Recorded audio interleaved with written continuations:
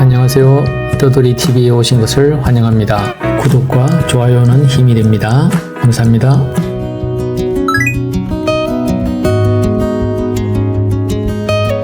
지금 도착한 이곳은 해외에서의 한 달 살기를 끝내고 육지로 중국 이동을 하기 위해서 이동하는 경로에 있는 동허이라는 도시입니다. 이 도시는 광빙성의 성도입니다. 이 근처에 폭야 깨방이라는 유명한 국립공원이 있어서 이 공원을 가기 위한 관문 도시입니다. 이 동허이에서 10여일을 머물고 하노이로 올라갈 예정인데요.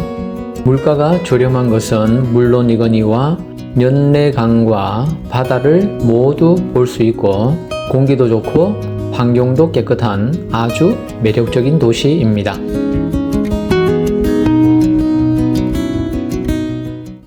동허이역에 도착했습니다. 날씨가 아주 흐린 게 금방이라도 비가 쏟아질 것 같은데요. 빨리 숙소로 가도록 하겠습니다. 길거리 카페에 와서 커피를 한잔 하는데요. 동허이에 도착한 첫날 비가 엄청같이 쏟아집니다. 숙소로 걸어서 가는 중에 비가 너무 쏟아져서 잠시 커피 한 잔을 합니다. 그리고 결국은 그랩을 타고 숙소로 이동합니다. 이곳이 동허이에서 제가 묵고 있는 숙소인데요. 도미토리는 없고요. 일반 개인 룸만 있습니다. 가격도 저렴하면서 괜찮은 편입니다.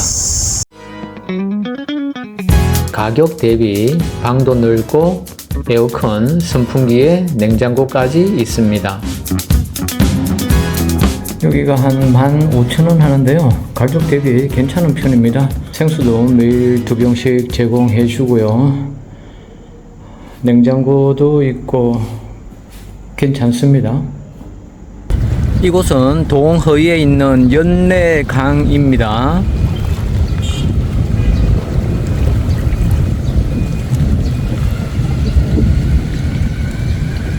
저기 앞에 보이는 것이 그물인데요. 재래식으로 고기를 잡는 것입니다. 물에 담궈 놨다가 들어 올리면 고기가 모여 있어서 모여 있는 고기를 잡는 겁니다. 바로 앞에 이렇게 연내강이 있습니다.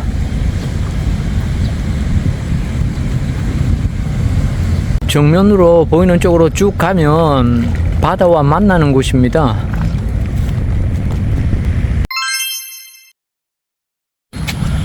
동허이에서의 첫날 아침 강 주변입니다. 연내강인데요. 어제 비가 많이 내렸는데 오늘은 햇볕이 제법 따갑습니다. 6시쯤인데요. 벌써 햇볕이 많이 따갑게 느껴집니다. 물고기를 잡는 그물입니다. 이렇게 대형은 이곳에서 처음 봅니다.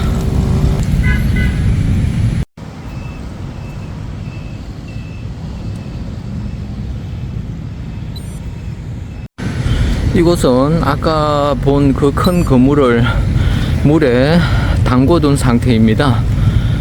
이렇게 가운데 먹이를 두고 오래 담궈뒀다가 고기가 모이면 올리면 그 그물에 고기가 잡힙니다. 사람이 살면서 고기를 잡아서 판매하는 것 같습니다.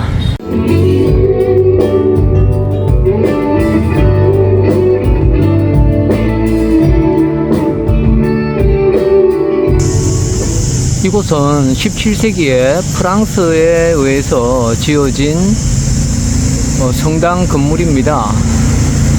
지금은 폐허가 되어 있는데요. 이 상태로 보존하고 있습니다. 베트남 전쟁 당시에 미군의 폭격에 의해서 이렇게 무너지고 종탑 부위와 뒤편에 보이는 기둥 하나만 남아있는 상태입니다. 그 당시의 상황을 말해주듯이 벽면에 총탄 자국들이 수없이 많이 남아져 있습니다.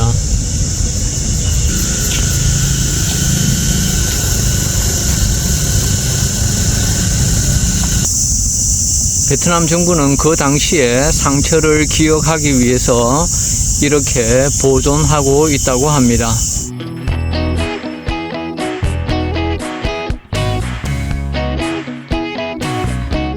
이곳 동허이가 다른 지역에 비해서 베트남 전쟁 당시의 흔적들을 많이 지니고 있는 것 같습니다.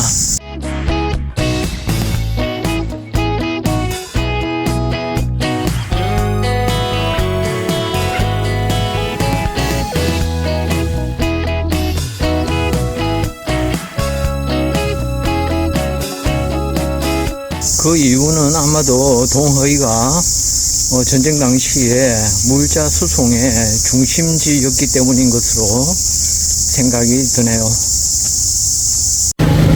동허이에 있는 재래식 시장입니다. 규모가 제법 큰 것 같습니다. 여기 근처에 수산시장도 있다고 들었는데요. 다음에 한번 가보도록 하겠습니다.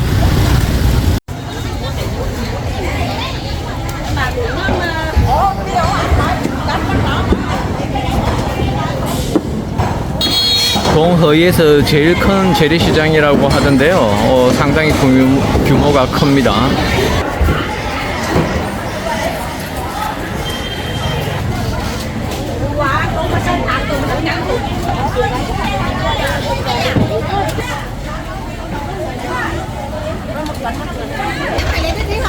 정말 규모가 큽니다. 여기가 새벽 한 4시부터 문을 연다고 합니다.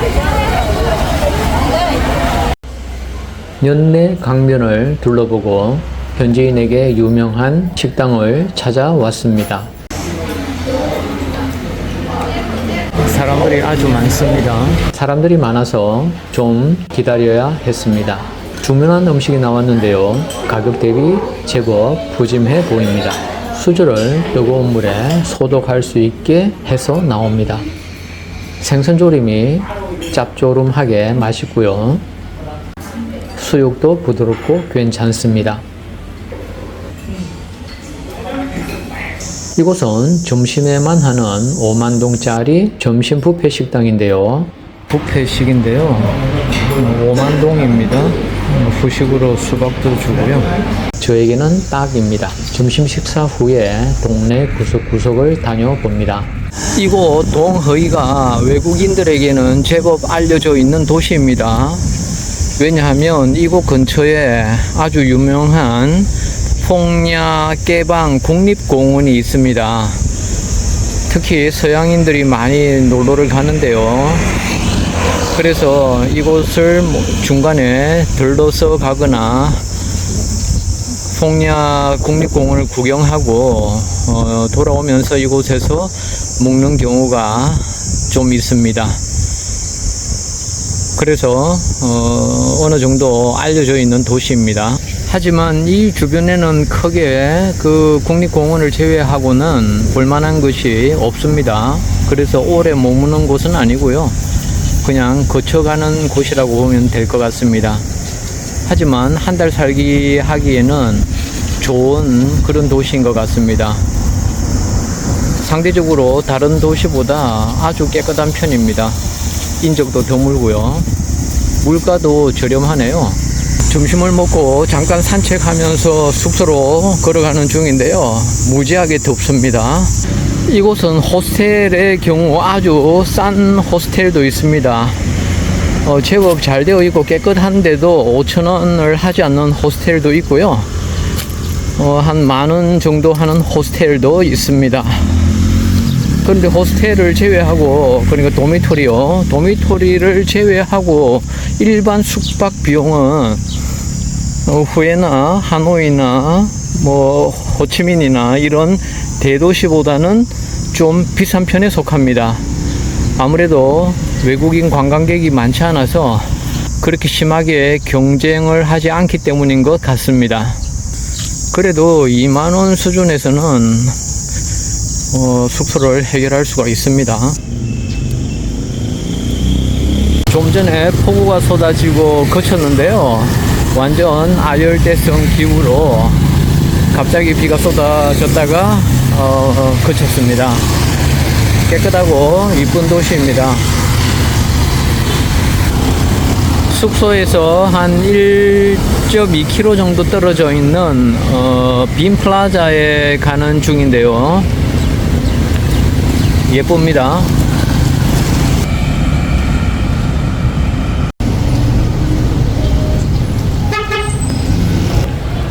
가끔 한국 음식이 먹고 싶을 때나 배가 상당히 고플 때 한 번씩 방문하는 떡볶이 뷔페인데요. 한국인이 베트남에서만 창업한 브랜드라고 합니다.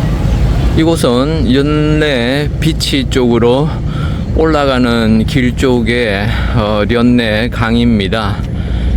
아래쪽과 다른 풍경입니다. 강이 좀 얕은 것 같습니다. 해변 쪽으로는 전부 식당들입니다. 아침 해변 조깅을 하면서 연내 비치 구경도 겸합니다. 아침에 조깅하면서 도착한 연내 비치입니다. 아침 이런 시간인데도 백사장이 다른 해변과 달리 상당히 깨끗한 편입니다. 조금만 청소해도 아주 깨끗해질 것 같네요.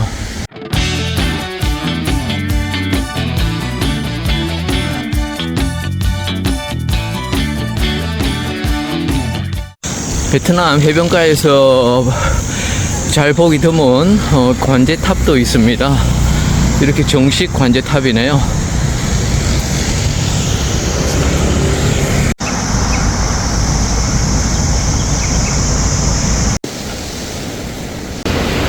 제법 큰 개인데 도망가지도 않습니다.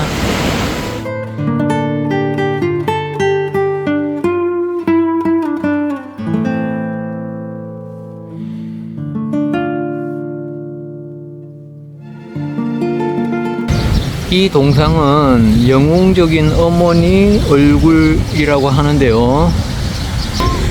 손에 들고 있는 것이 노입니다. 이 여성분이 베트남 전쟁 당시에 이 동허이가 보급선에 중요한 역할을 한 도시라고 합니다. 그런데 물자 보급을 위해서 노를 저어서 저 강 건너편에서 이쪽으로 엄청나게 많은 군수 물자들을 이동시켰다고 합니다. 그러던 중에 미군의 집속탄 공격에 의해서 물자 이동하는 중에 사망했다고 합니다. 그 당시 나이가 60살이었다고 하는데요. 그것을 기념하기 위해서 이렇게 이 동허이 연내강 맞은편에 동상을 세워 뒀다고 합니다.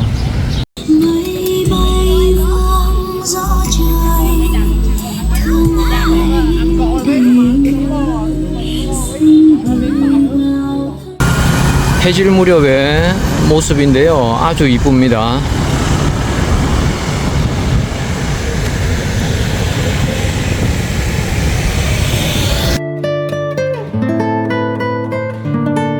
호치민 광장 주변의 야경도 참 아름답습니다.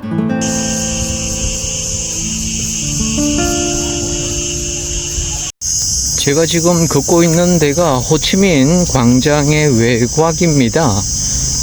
외곽이 이렇게 네모로 되어 있고요. 그리고 그 주변으로 이렇게 강이 흐르고 있습니다. 이 외곽은 꼭 성벽처럼 그렇게 생겼습니다.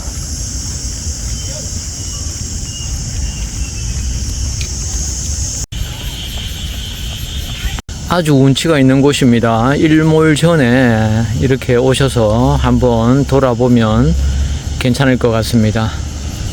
데이트 코스로도 손색이 없습니다. 이곳이 호치민 광장인데요. 아까 그 성벽 내부로 들어왔습니다. 그런데 뒤편에서 보면 성벽이고요. 앞에서 보게 되면 그냥 큰 대로변입니다. 이곳이 그러니까 큰 사각형의 섬처럼 그래 되어 있습니다. 사면으로 강이 흐르고 있습니다.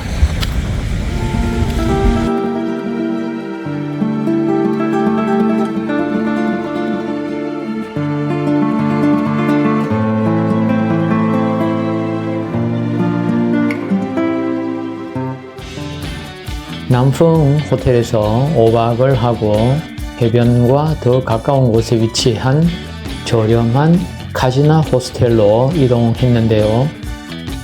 하루에 4,000원 하는 아주 괜찮은 호스텔입니다. 수건도 제공하고 깨끗한 새 건물에 전반적인 컨디션도 아주 좋습니다. 룸은 다소 협소하지만 침대가 제법 넓은 편입니다.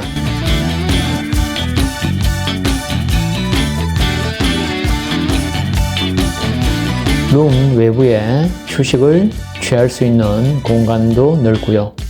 2층에 도미토리가 있고요. 남녀 구분 화장실이 각각 3개, 샤워 부스가 3개 있고 세면대도 별도로 3개가 있습니다. 유튜브를 볼 수 있는 디지털 TV와 식사 겸 휴식을 취할 수 있는 공간과 헤어드라이어에 전기 포트까지 갖추어져 있는 6인실의 호스텔이 4,000원 수준이라니 믿기지 않을 정도입니다. 3층과 4층은 개인 룸으로 되어 있어서 도미토리와 프라이빗 룸을 선택해서 이용할 수가 있습니다. 제일 위층인 5층에서 내려다보는 경치도 볼만합니다. 이곳은 뱀장어 죽하고 굴죽을 파는 곳입니다. 빵도 같이 주네요.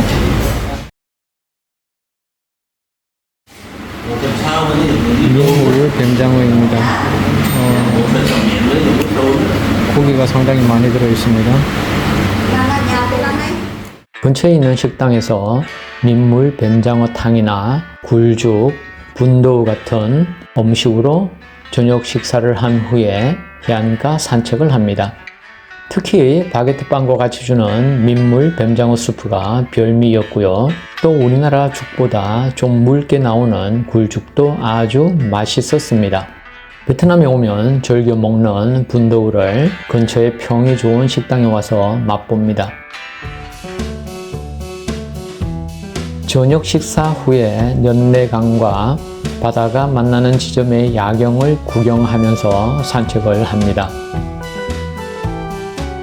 매일 하는 산책이지만 매일 새로운 느낌입니다.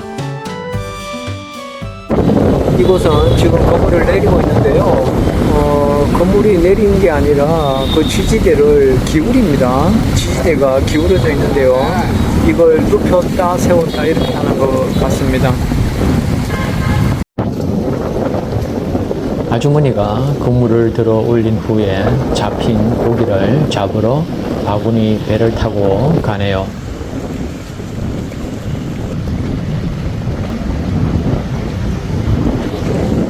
방금 그물을 들어 올린 모양입니다. 그물에 붙어 있는 고기들을 가운데로 모으고 있네요.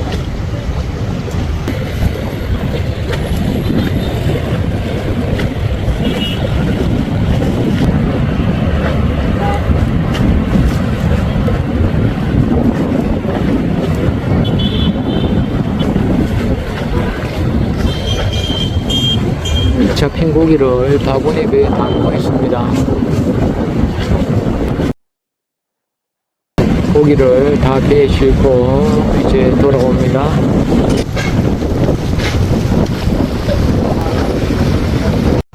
동허이의 해가 서쪽으로 넘어가면서 하늘을 붉게 만들고 있습니다.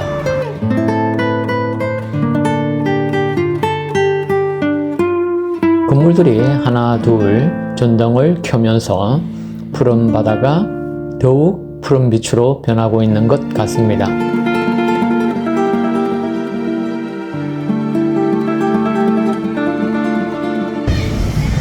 숙소를 해변에서 가까운 곳으로 옮겼는데요. 처음으로 해변가의 저녁 풍경을 구경합니다. 아주 평화로운 그런 모습입니다.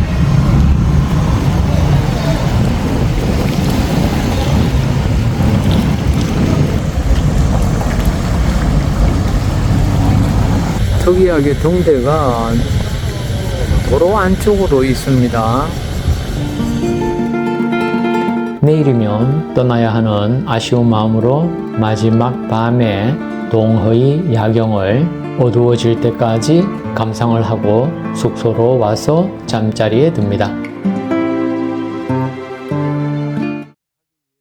앱을 통해서 예약한 슬리핑 버스 타는 곳으로 너무 일찍 와서 근처에 있는 커피숍에 왔습니다. 커피숍이 앤틱한 분위기에 괜찮습니다. 이곳이 저렴한 물가인 것을 다시 한번 확인할 수가 있는데요. 꽤 괜찮은 앤틱한 인테리어인 커피숍인데도 가격이 저렴합니다.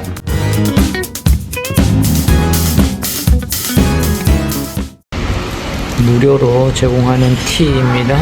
이것도 상당히 맛있죠. 색깔이 진짜 우리나라 아메리카노 같습니다. 실제 베트남에서 아메리카노를 팔지 않는 곳이 많습니다. 핀 커피라고 에스프레소 같은 커피를 많이 팔죠. 이곳은 외국인이 많지 않은 곳인데도 아메리카노가 있습니다. 이렇게 동허이에서의 휴식을 끝내고 이제 중국 국경이 있는 몽카이로 가기 위해서 거쳐야 하는 하노이로 갑니다. 이 버스를 타고 약 10시간을 달려서 내일 아침에 하노이에 도착할 예정입니다. 침대마다 가림막 커튼이 없습니다. 제일 뒤편에는 화장실이 있습니다. 10시간 가니까 화장실이 있는 버스네요.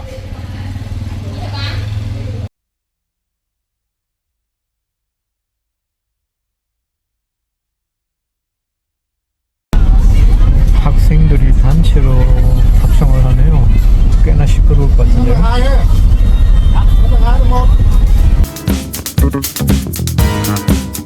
다음 영상은 베트남의 제일 동쪽 끝에 있는 베트남과 중국 국경 도시인 몽카이 영상으로 찾아뵙겠습니다. 시청해 주셔서 감사합니다. 도돌이TV였습니다.